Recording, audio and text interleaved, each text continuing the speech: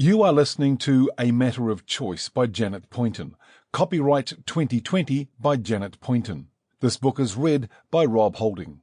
No part of this recording may be used except for brief excerpts for any purpose without prior written permission from the author. Chapter 1. I hate Friday. Mark kicked a stone and shuffled his way slowly along the street to school. He heard the old man whistling long before he saw him. There he was again, digging away in his garden right beside the fence. The white of his hair stood out against his brown, weather-beaten face, which crinkled into a smile as he leaned on his spade to speak to Mark. "Good morning. You're a bit late today," he said cheerfully.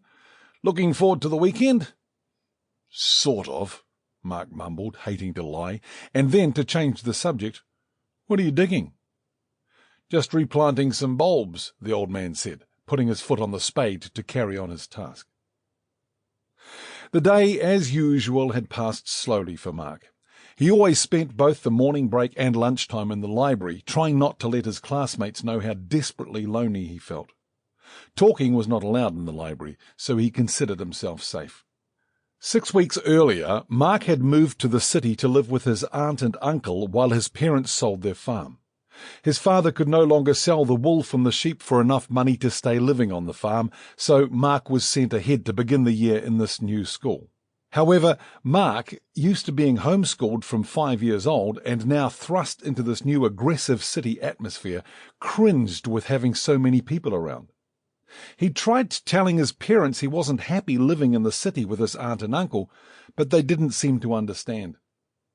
He couldn't even return home for the weekends with the farm being so isolated, although his mother promised she would make a trip to the city within the next few weeks.